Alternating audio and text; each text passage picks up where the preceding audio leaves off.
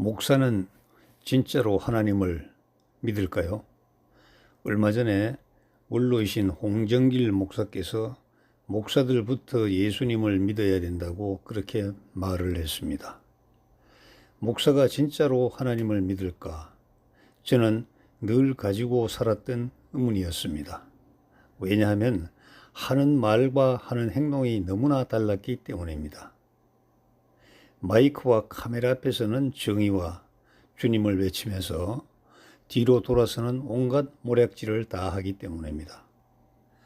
저는 은사인지 아니면은 망조인지는 몰라도 인사이드 아웃의 능력을 조금 가지고 있습니다. 이 능력은 언제 빛을 발할까요? 혼란한 시대에 뭔가 바로잡아야 할 필요가 있을 때 빛나죠. 평범한 일상에서 뭔가 변화의 조짐이나 원하는 바를 읽어서 정책으로 반영되기까지 역할은 정말 잘 했습니다. 한때 이러한 특징이 잘 발휘되어서 큰 일도 많이 하고 남들의 부러운 시선을 한몸에 받기도 했습니다. 그러나 이런 특징은 치명적이라고 할 문제를 가지고 있습니다. 그 어떤 상황 속에 내재된 그 구성원들 입장에서는 절대 밝혀지거나 알려지지 않기를 바라는 그 무엇을 간파하는 능력으로 인해 그들로부터 왕따가 소외당하기 십상이기 때문입니다. 아니, 우리끼리 잘 나눠 먹고 잘 사는데 내가 뭔데 자꾸 딴지를 거냐 이런 생각을 하는 것이죠. 제가 교회에 출석하면서 첫 예배 시간부터 제 입에서 나온 말은 저거 아닌데 예수님이 정말 저렇게 말씀하셨으려고 하는 의문이었습니다. 성경에 대해 잘 알지도 못했지만 나의 입장에서는 저건 아닌데 저건 아닌데라는 말이 튀어나왔습니다. 왜냐하면 가장 성경적인 것은 가장 상식적인 것이고 가장 영적인 것은 가장 현실적일 것이라는 나의 기준 때문이었습니다. 상식을 벗어난 성경도 존재하기 어렵지만 현실을 외면한 영적인 세계도 존재해서는 안 된다고 생각했었죠. 물론 기사와 이적이 있고 우리가 상상하지 못하는 내용이 있지만 그 내용은 천지의 주제이신 하나님께서 창조 역사 안에 포함된 것이기에 우리가 알 필요도 없고 알지도 못합니다. 하여튼 목사는 정말 하나님을 믿을까요? 하나님을 믿음으로 시작된 목사의 여정이지만 연륜이 쌓이면서 하나님의 부존재로 귀결이 되는 겁니다. 그러면 왜 목사를 하죠? 사업으로 교회를 일으켰고 성공시켰기 때문입니다. 바늘 도둑이 소도둑 된다는 말처럼 처음에는 작게 하나님을 속이다가 점점 크게 속여도 징계가 없으니까 아하, 하나님은 계시지 않는구나.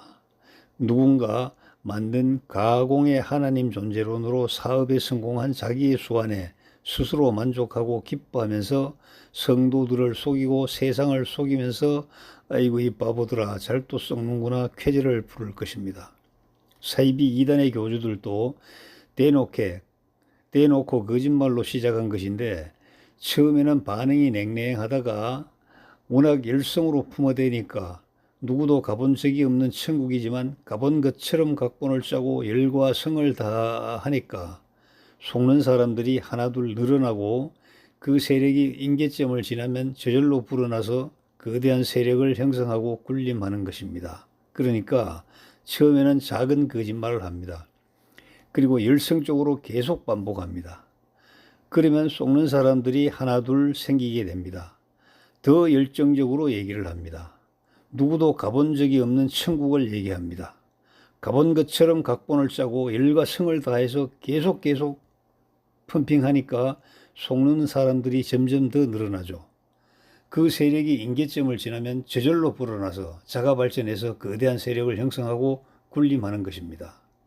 사이비 이단 교주는 거짓말로 속인다는 사실을 스스로 잘 알고 있죠. 그래서 속으로는 고민합니다. 그 고민이 얼굴로 나타나죠. 그래서 사이비 이단 교주들은 다 눈이 사악하고 얼굴이 찌그러져 있습니다. 눈빛에 사악한 그림자가 어른어른거립니다. 늘 신비하게 보이려고 동선을 짜죠. 그런데 이들만 그럴까요? 대한예수교 장로회를 비롯하여 정통을 자처하는 교단의 높은 교회 사업에 성공하여 큰 건물을 짓고 각종 이익과 이권 조직을 운영하는 그들은 정말 하나님을 믿을까요? 무명소졸들, 지금 사라져 아쉽다고 말할 사람 하나도 없는 내가 왜 이런 글을 쓰는 걸까요? 여러분, 주님께서는 우리와 같은 아무 세력 없는 사람, 그리고 올바르게 해야 되는데 하지 못해서 가슴 치는 우리의 심정을 잘 알아주십니다. 그리고 주님의 눈은 우리를 주목하고 계실 겁니다. 여러분, 목사들에게 속아서 돈 바쳐, 공장 바쳐, 인생 바쳐, 살아온 인생 가족 모든 것을 다 바치고 지금 좌절하고 절망하고 있는 사람이 어디 하나 둘입니까? 교회가 성장할 때마다 전 재산을 기부했다는, 전 재산을 기여했다는, 전 재산을 헌금했다는 그러한 무용담은 많은데 그 전 재산을 바친 그 사람들 지금 어떻게 살고 있는지 여러분 한 사람이라도 관심을 가져본 적 있습니까? 그 사람들의 재산을 모아서 의리의리한 건물을 짓고 자기가 하고 싶은 일은 다 하면서 어찌하여 그 사람들의 삶에는 한 번도 관심을 가져주지 않는 겁니까? 여러분, 여러분이 무조건 쏟아주는 한 그러한 목사들은 계속 생겨납니다. 여러분, 천국 가는데 목사는 아무 기여할 수가 없습니다. 단지 여러분이 일할 때 목사는 시원한 방에서 성경 공부해서 주석서 뒤져서 참고서 뒤져서 여러분들에게 토해내는 것밖에는 없습니다. 쉽게 말씀드리면 누에가 계속 입으로 실을 뿜어서 누에 고치를 만들잖아요. 그런데 그 고치를 녹여서 비단으로 만드는 것은 다른 전문 기술자들의 손에 달려 있는 겁니다. 여러분, 여러분이 천국 가시는 것은 여러분의 믿음의 결과이고 여러분의 선택에 달려 있습니다. 그리고 그림 자료는 네이버의 자료를 활용했음을 밝혀드립니다. 감사합니다.